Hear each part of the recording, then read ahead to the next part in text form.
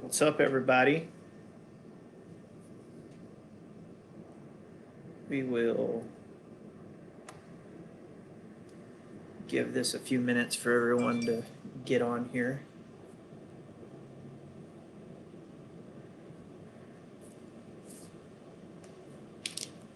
I'm early by a few minutes.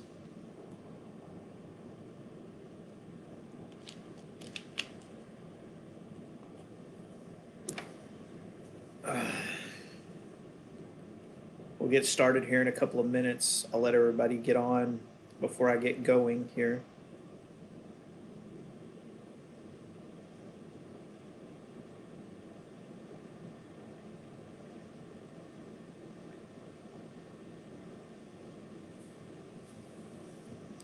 If you're on, say hi. Let me know who's out there.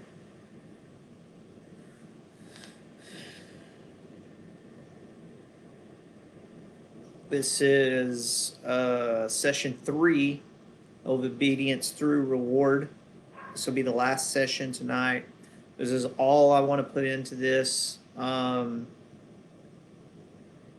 Even though it's for your average pet owner, I'm going above and beyond with some things, with some concepts and some science based things for dog training that we use.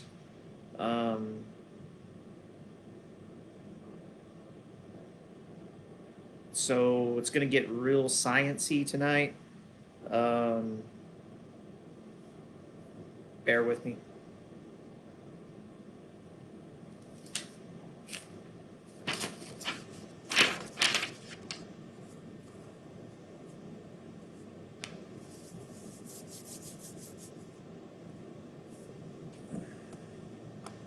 If anybody has any questions as we go along, shoot them out there. I'm going to try to keep up with the comments section again. I'll try to do a better job of that. That way I can answer questions. I know there's been some stuff missed in the past in the comments, but if you have any questions as we go, throw them out there. We'll get started about now. So, hello everyone. If you're on, say hi. Let me know who's out there. We're wrapping up our obedience through reward tonight with session 3. This is the third session in a series that I've done. If you haven't seen any, they're on YouTube and they're on my Facebook site, so you can go watch them both places.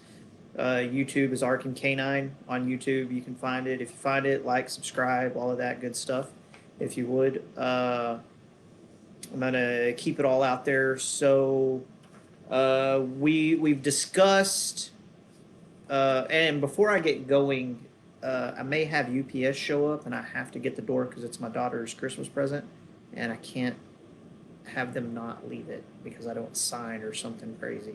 So if the door knocks, you're gonna have to excuse me. I gotta grab it. Or if someone knocks on the door, I don't guess the door knocks. All right, so in this series, we've discussed what a reward actually is. We've gone over the value of a reward to your dog and that it's something your dog determines rewarding. We've talked about classically conditioning a dog for a marker, whether that be mechanical or verbal. We've talked about... Hold on, I wasn't prepared for this part.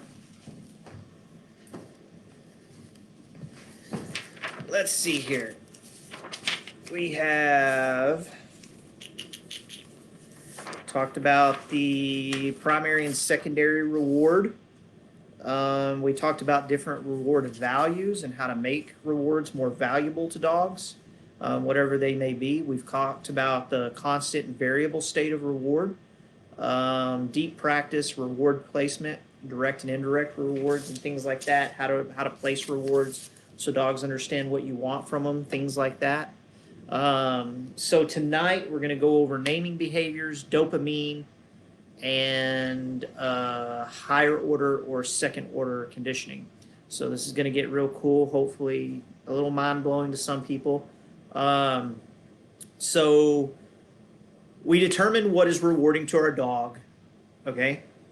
We found their reward. We found their reward values. We know what we can train with, where a dog's got clarity. We know, we should know by now what is rewarding to our dog that they go crazy for. So once we get some structure in our behaviors, we can use maybe a higher value reward to really get a lot of enthusiasm out of our dog for a reward. Uh, by now, you should have classically conditioned your dog. So they should have a marker of some kind, whether it just be verbal marker, whether it be a clicker and a verbal mark, just a clicker, doesn't matter at this point. We should have them classically conditioned. You should be getting some behaviors out of your dog at this point, and you should be constantly rewarding your dog. Okay, you should be on a constant schedule of reward. We talked about constant state versus variable state last time. So you should really just be building those behaviors up. Okay, so at this point, I usually don't have names for behaviors. It depends on how strong the behavior is, right? Each individual behavior. So I'm usually working with a few different behaviors, a place, a sit, down, things like that. I may be marking things around the house and rewarding them if I like them. I'll be doing leash work with the dog. I'll be walking on the leash, and when the dog's beside me, I'll be marking and rewarding just for walking good beside me and things like that. Constant state. I'll be taking the dog out to different places in town, home improvement stores, parks, just anywhere I can take the dog. If your dog hasn't had its vaccinations yet, just be careful. Still get them out there, but go to like the home improvement stores and stuff because they have clean floors. They sweep and mop their floors. So you can take puppies there, even if they haven't been vaccinated. Just be careful. Don't take your dog where it's highly trafficked by other dogs, parks, especially things like that, grassy areas where parvo can come through the ground and things like that. Just be smart about it. Don't go to dog parks and things like that. You can train in your front yard, your backyard, depending on where you live and how strays are around your neighborhood and things like that. But you should have some behaviors going, okay? Naming a behavior is something people, in my opinion, rush in dog training, okay? They like to put, because we're verbal beings, humans are, we like to hurry and put words to it. Dogs don't care about your words, okay? Dogs are not, for the most part, vocal creatures. They do have some vocal stuff that they use, but for the most part, they're very sight-oriented, body language-oriented. Touch is a big factor for dogs in communication. But for the most part, you can usually get your dogs to do what you want just through body language, motion, luring, pressure on certain parts of their body to get them to go into positions and things like that, right? And you should be making these behaviors really, really good things for the dog, right? You should be highly rewarding these behaviors. And you should be going to these different places and asking for the same behavior, not through words, but through motion, body language, pressure, things like that. And you should be getting these behaviors out of your dog in different places. Once you get the behavior, whether it be a sit or a down or whatever it is, once you get the behavior to a point where you just love it, you love everything about it, the dog does it enthusiastically, he's really happy about doing it, you like exactly how he's doing it, he's not weird in his behavior, like let's say you tell him to down but he's kicking his hip out and kind of being lazy about it, or he's sitting real slow or something like that. Maybe you don't care, maybe you do care, whatever it may be. If you're happy with the behavior and you want it to look exactly like that for the rest of the dog's life, and the dog can do it in multiple environments, now it's time to start putting a name to that behavior, okay? And we put a name to the behavior just like we load the marker, whether it be a verbal or mechanical marker. So the dog starts to do the behavior. Let's say it's a sit. And let's say you've lured by taking your hand to the dog's nose and coming up over the dog's head, which makes its head go up and its butt go down to the floor, right? Let's say you lured a sit with your dog. So you're ready to name the sit. So now what you do is you can either say sit and lure the dog in the position, mark it, reward it, or let's say you free shaped the sit, and let's say your dog just offers you a sit and likes to sit. So as soon as you see the dog start to put its butt on the ground, Now is when I say sit, and his butt naturally goes to the ground because he's already headed that way anyway. And then I mark it as soon as it gets there, and I reward the dog. So now I do that over and over and over and over and over and over and over and over and over on a constant state reward, right? To the point that one day I can just say sit, and my dog's butt goes on the floor, and I mark it and reward it. Once you get to that and the dog's doing it like every single time, nailing it, now you can move to a variable state. Okay. Um, so we talked about loading markers and conditioning markers, right? So what a dog is working off of is dopamine. All right. That's what they're getting in their brain. Dopamine is a hormone and a neurotransmitter from the brain. It's a feel-good chemical in the body. All right. Dopamine is one of the love chemicals. When you fall in love, madly in love, can't stand to be without this person. Oh my God, they're everything in your world. Part of that is dopamine. Um, Whenever you're addicted to your cell phone and you get a ding and you have to look at it, that's a dopamine response. Some illegal drugs elicit dopamine responses in the brain. They've done neuro mapping, digital neurological mapping to watch dopamine responses and stuff. So Robert Sapolsky is a scientist, neuroscientist, I believe, with Stanford. He did some cool neuro mapping, digital mapping of monkey brains to watch for dopamine responses, and they taught monkeys how to pull levers to access apple juice. Okay, um, going into the study, what they thought they would find is they would teach the monkeys how to pull the lever, and when they access the apple juice, they would get a dopamine response. That's what they thought they would find. What they actually discovered was when the monkey saw an opportunity to pull the levers, knowing that it will produce apple juice, they got a dopamine spike in their brain. Okay, so just the opportunity to work for the reward gave the monkey a dopamine response in their brain. Okay, it's really powerful. It's the same thing that keeps people sitting at a Vegas slot machine gambling and makes people, addicted to gambling. That's dopamine in the brain that's doing that. So these monkeys, just from the opportunity to work, these monkeys had dopamine responses. So they kept them on a constant state reward. Every single time they pulled the levers, an apple juice would appear, and they got this dopamine response. Then they taught the monkeys that a light gave a signal that they could pull the levers to access the apple juice, right?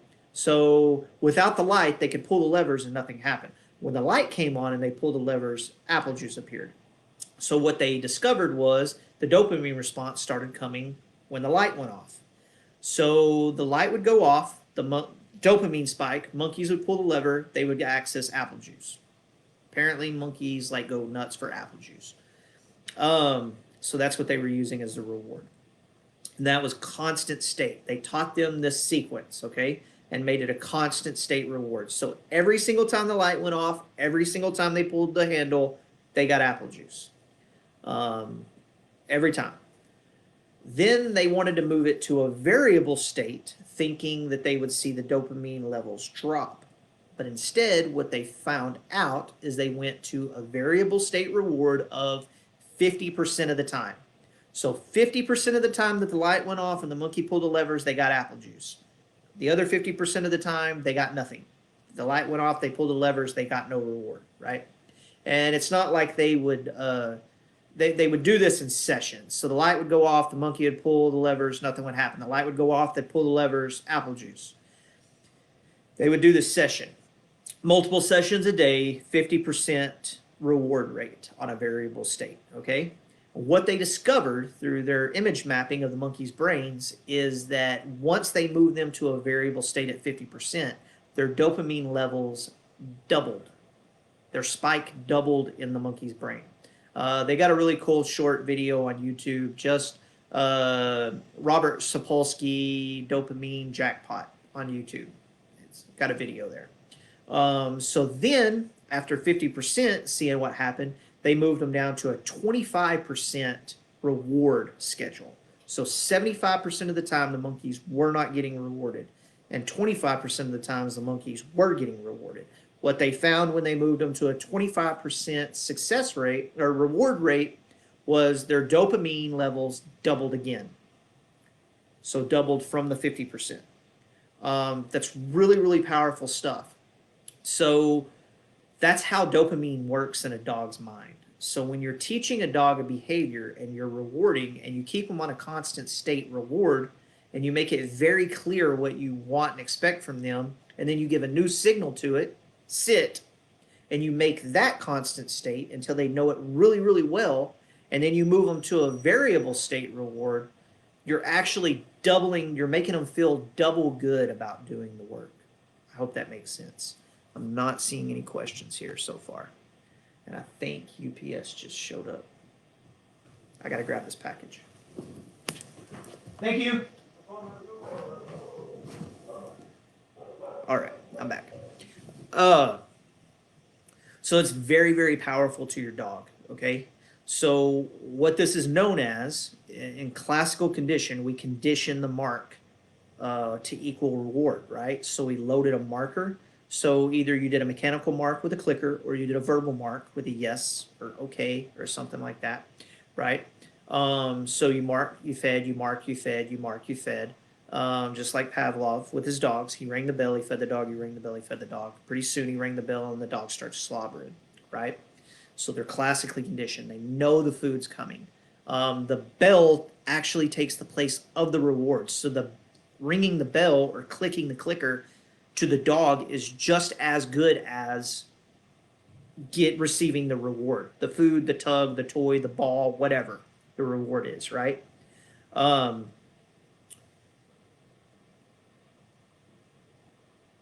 So when you add another step to that, a command, sit, you can actually condition, if you do it right, it's called second order or higher order conditioning.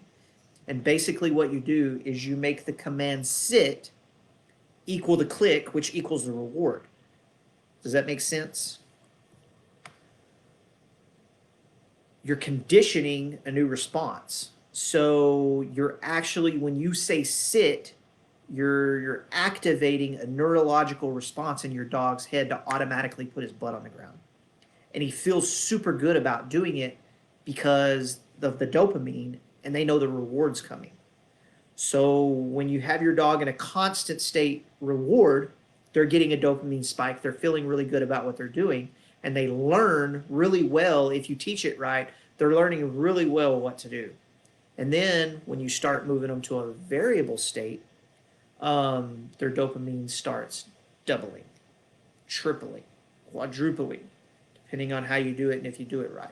So you can really make a dog feel super, super good and really powerful about what they're doing. And it's really, really powerful stuff. So I have seen dogs that become basically dopamine addicts. So they don't care about the command. They don't care about the behavior. They don't even care about the reward. Once you load the mark of the click or the yes, it becomes so powerful that that's all they care about. They just want to make the clicker click to get the dopamine response to feel good. We actually have to take clickers and marks away from dogs like that sometimes because they're so dopamine addicted. They're little crack addicts about it. So you have to take it away and use like a verbal mark or find something different. Maybe load a verbal mark with a lower reward, that kind of thing. I hope everybody's with me so far. I'm not seeing any questions. So think of it like this. If you can ring a bell and make a dog slobber, like a bell ring, think about that for a second. A bell ring elicits slobbering from a dog's mouth. That's crazy, right? That's like they have no control over that. The dog can't control that. The dog can't say, I want to slobber now. But you can make the brain of a dog start salivating heavily by ringing a bell. You can trick a dog's brain. So why can you not use that same principle to trick a dog's brain to when you say the word sit, its butt hits the ground and it has no decision making over that process. It's like slobbering. The dog has no decision making over that process from a bell ring. So when you say the word sit, your dog should have no concept of what they're doing. Their butt just hits the ground.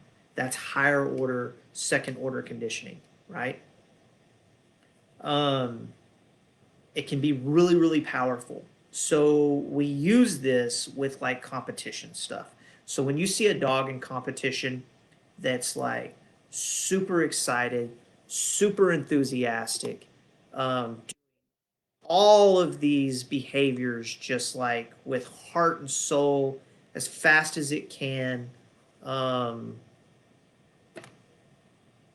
super excited to be there doing what it's doing.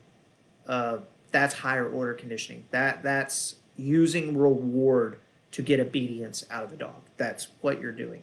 The only other way is through pure pressure punishment. And when you do that, you see dogs can't lie, right? Their body language tells the truth. So they're doing the behaviors, but they're not happy about doing the behaviors. They look sad, they look beat down. They're doing like, okay, I'm gonna sit, but don't hit me. I'm sitting so I don't get hit, that kind of thing. Or is it a boom? I'm sitting and I want to sit because I want the reward. So you can get what you want out of your dog. Um, Now the concepts I'm talking about here, this is for like some really high drive dogs. And when I say high drive dogs, like really enthusiastic dogs, high energy, go 24/7, that kind of thing, right? Um, Not all dog is the same and not all minds are the same. So dopamine responses are going to vary from dog to dog, mind to mind. Chemical imbalances, breeding, genetics, all of that's going to play a role. So what I'm talking about with the reward stuff and the enthusiasm and things like that's for snappy type obedience. Maybe you don't want that. Maybe as a pet owner, you just want your dog to chill in the house and be calm and be good and lay on its bed and not run around and act crazy. So if that's the case, you don't want to be using really super high rewards that are getting your dog way excited and stuff. You want to use low value rewards that keep your dogs calm, and you want to give a lot of those for doing calm, subtle things around the house. The more you do that, the more the dog's going to do that. So be careful about exciting your dog in the house. Like you can make your dog super excited in the house. So just by, oh, look at the puppy, you know what I mean? Like you tap into a prey drive and instinct in the dog's mind. It's we're gonna play, we're gonna go, we're gonna do this, let's go. And then you get mad at the dog for like being active. So be careful, like stay neutral around the dog. If you want your dog neutral and calm around the house, just stay neutral and calm around the dog and reward, a lot of reward for that kind of behavior.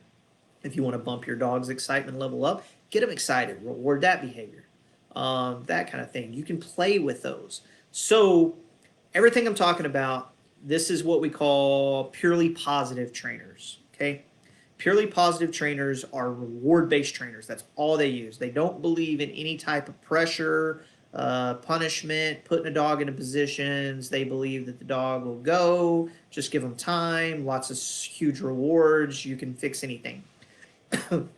Excuse me. It's a good concept, okay? I'm not knocking purely positive trainers completely, okay? Positive reinforcement works. It works really well. You can get really well established behaviors out of your dog. You can put a lot of work in and you can keep your dog away from bad behaviors, manage them and reward them, and you can get some good solid obedience out of a dog. However, there's a whole other aspect to dog training that purely positive trainers miss, and that's the pressure punishment side. Because every mind isn't exactly alike, because every mind has different chemical imbalances or levels and things like that, you're not going to get the dopamine responses out of every dog. Some dogs don't have high dopamine responses and stuff. And sometimes you have to take a leash and tell the dog, like, no, you're going to lay here. You're going to have to put pressure. You're going to have to make the dog lay there. Even if they know the down, maybe they'll down, but they'll only down for a second and pop back up. And no, I told you to down. You have to down. You have to stay there. You have to stay calm. You have to get on this object that I'm telling you to step onto. You have to get on this place bed. So you can use pressure to get them there. And then you can mark and highly reward on top of that. And that pressure with the reinforcement, like that's the whole package.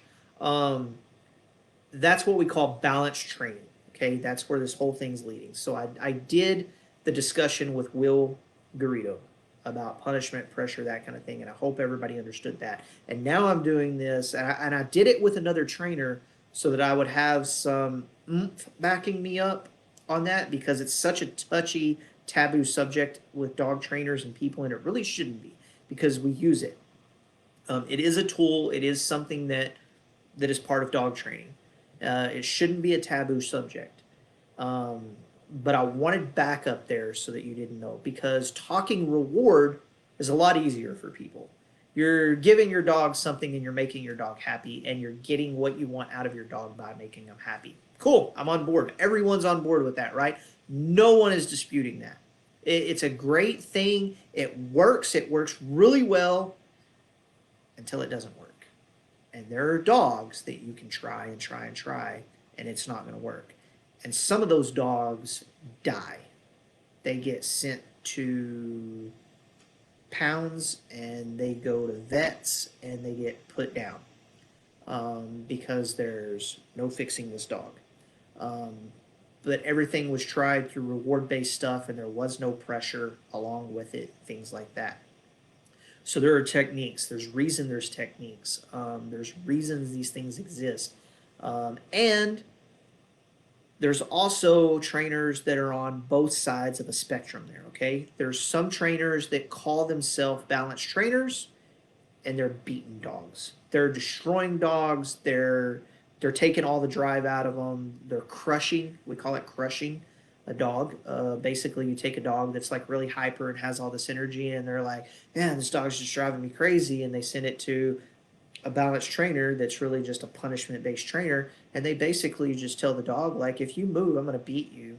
And the dog's like, okay, I'm not doing anything anymore. Like, but that's not a good life. That's not a happy life for that dog. Dogs need to be able to express themselves. Some dogs are hyper dogs. If you have a hyper dog, you have a hyper dog. You can get them to what we call cap. You can get them to take all of that energy and bundle it up and say, hey, I have to sit here. I have to be good at this moment, right? I have to behave. But I know that me being behave, I'm going to get to express that energy. I'm going to get to expel it. I'm going to do something. I'm going to chase a ball. I'm going to bite a tug and play, and I'm going to get all of that energy out. And I know I'm going to, and I do it through this behavior, right? And it takes both of those. So there are there are trainers on the spectrum that they're just beating and crushing dogs. On the other hand, there's trainers on the whole other side of the spectrum that are completely purely positive, only reward based. Like, they can take the most violent, crazy dog in the world, and they will try to shove dog cookies down this dog's throat to get it to calm down, and like, it just doesn't work. Like, if you can take a dog like that through purely positive, and I'm not saying you can't, and I'm not saying there aren't techniques, and it's a lot of work and a lot of time, and the dog is never fixed completely. You got talent above and beyond as a dog trainer, but why go through that, and why put the dog through that when you can correct it so much faster, simpler? Yeah. In nature, there is reward and there are consequences. There is pressure in nature. There is punishment in nature. There is reward in nature. If you watch birds, if you watch wolves, lions, any type of animal thing where there's stuff in the wild, those animals are only doing rewarding behaviors. They're not doing behaviors that are punishment, right? If they have to travel 20 miles in the day, they're doing that because they know there's a possibility, there's a higher probability of reward on the end of this 20-mile hike.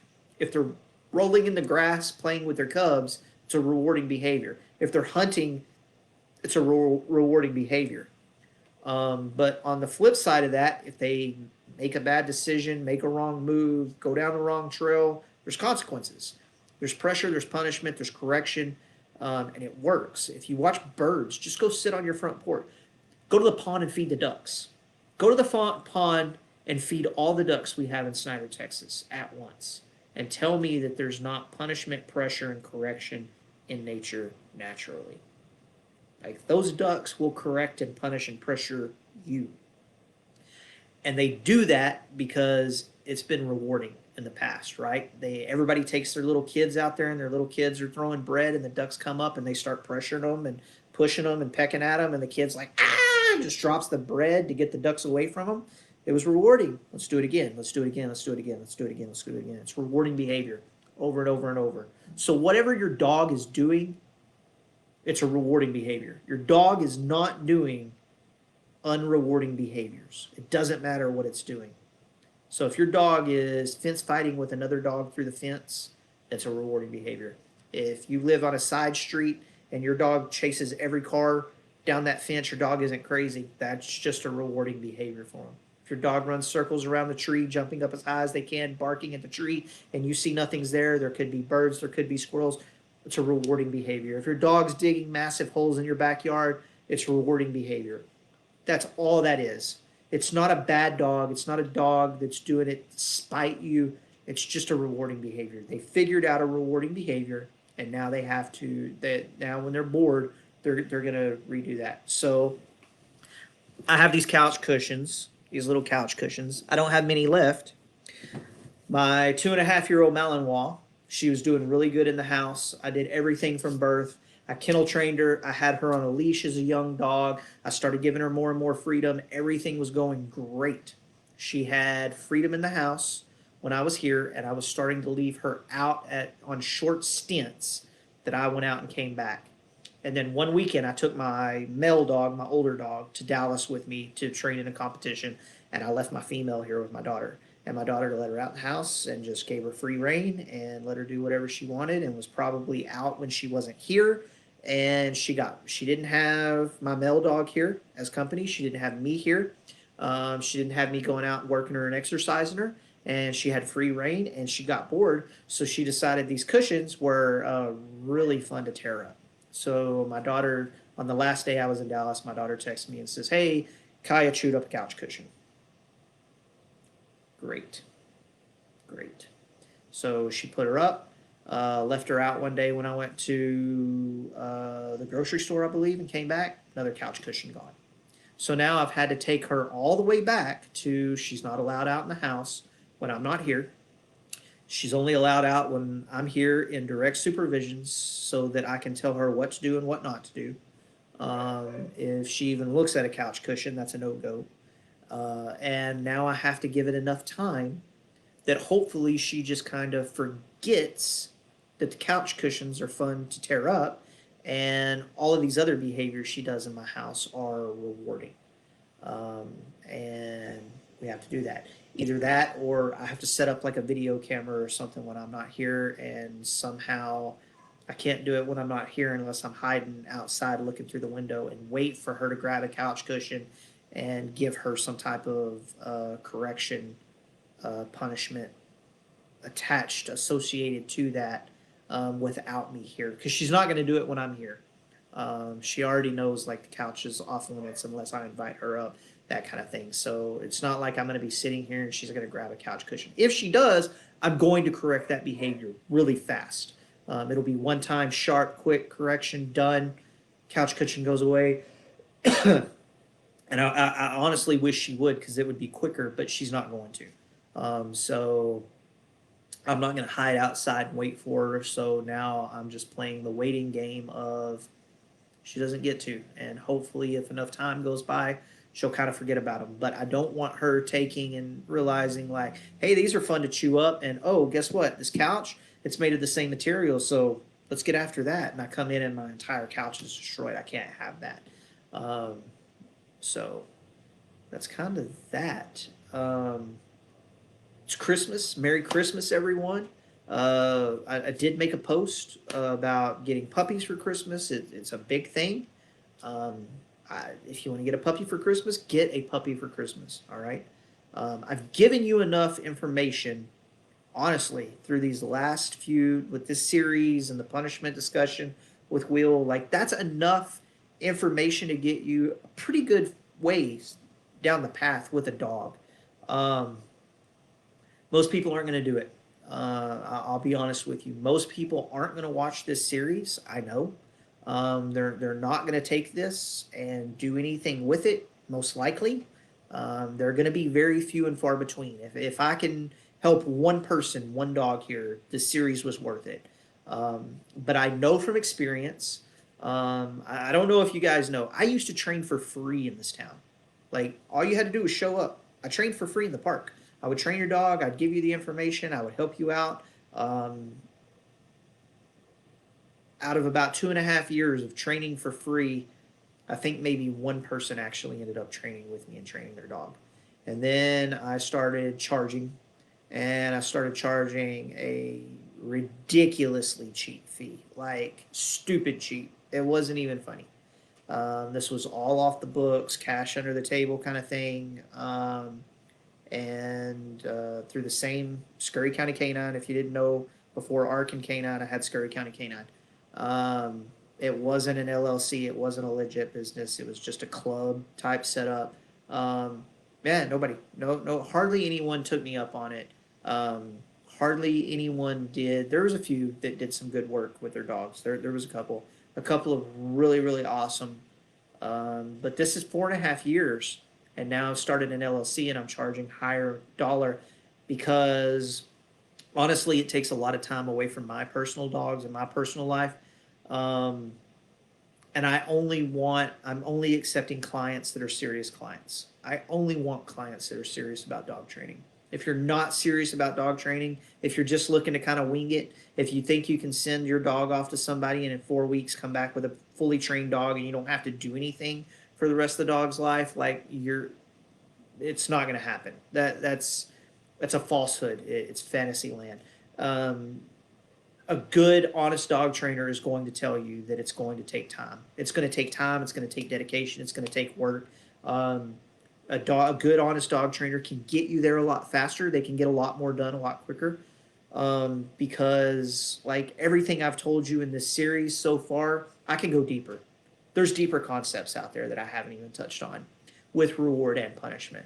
There's deeper concepts into behavioral. There's deeper concepts into uh, uh, just watching the dog behavior.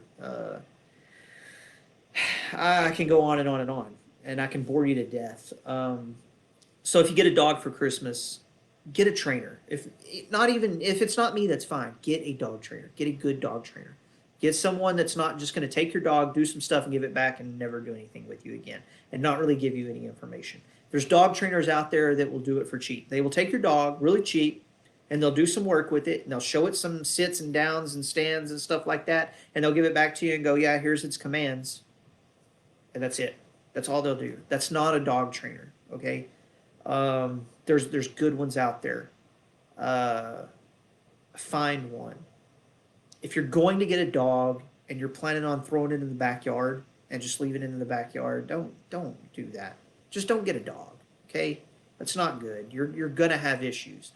Unfortunately, most people don't contact a dog trainer until they have issues. If more people would buy a puppy and contact a dog trainer, like it would make everything so much better, so much easier. If we could start these guys from puppies and train them for the first 3 or 4 years of your life, like on average, you have 8 to 15 years with a dog. So 2 years, 3 years, hard work. Like that's going to give you a dog for 5 to 10 years, an excellent dog. that you don't have to worry about hardly anything, that you can take everywhere, that you can do anything with. It's an awesome feeling. Um, don't take it for granted. Uh, think about the breed you're going to get. If you're going to buy a dog, a certain breed, like honestly think about that. Like don't go buy a border collie and you don't ever go out and do anything and you don't ever go out and do any activities. Don't go buy a German shepherd and throw it in the backyard. Like it's not going to work out well. Don't go buy a Malinois because they're cool and you don't ever do anything with a dog. It's going to be a bad situation for you. Get a puppy, get a trainer. Get if you go rescue a dog, get a dog trainer. Like you need to think about that. That's something, and I'm not trying to sell myself. Go get any dog trainer. Go get a good dog trainer, not any dog trainer. Um, but be willing to invest that because it's going to take you a long way with that dog. It's going to help you and be open. You know, think about kennel training, think about management, think about all the stuff you have to do. Think about the vet bills. Um, don't just grab a puppy because it's cute and it feels good and it's a dopamine rush for you until 6 months later when it's a hellion in your house and you're like, I got to get rid of this dog. Um, so, like I said, what I've given you here in the series, what I gave you with Will, it's going to get it if you take that, if you apply it, it's going to take you pretty far. It'll take you further than you think if you just apply it. But unfortunately, most people won't. And yes, Katie, I agree. Malinois are awesome. Um, so that's it. This will be on YouTube. Go subscribe to my YouTube channel, Arkin Canine. It'll be here on my Facebook page. But this wraps up uh, obedience through reward. Okay? And remember, obedience isn't something we like to do. Obedience is doing things we don't like to do. So when we talk obedience with dogs, we're talking about getting dogs to do things that they don't necessarily like to do. So there's two ways to get that: through pressure and making them, and through reward and showing them that it's actually in their benefit to do those things. Together, they're very, very powerful. And that's dog training. In a nutshell, that's dog training. So if you haven't, if you're just now, this is the final session. If you're just watching this and you haven't watched the others, go watch the other sessions. Um, watch all three. If you can put it together, if you can make it work, like you can get a long way with your dog. Um, so that's it. Merry Christmas, everybody. We'll see you next year. I'll come up with something new to talk about. I'll make it good. I got some more people scheduled to come on and do interviews and stuff like that. We'll talk about some things, so that should be pretty cool. And stay tuned. We got some more things coming. So, peace out.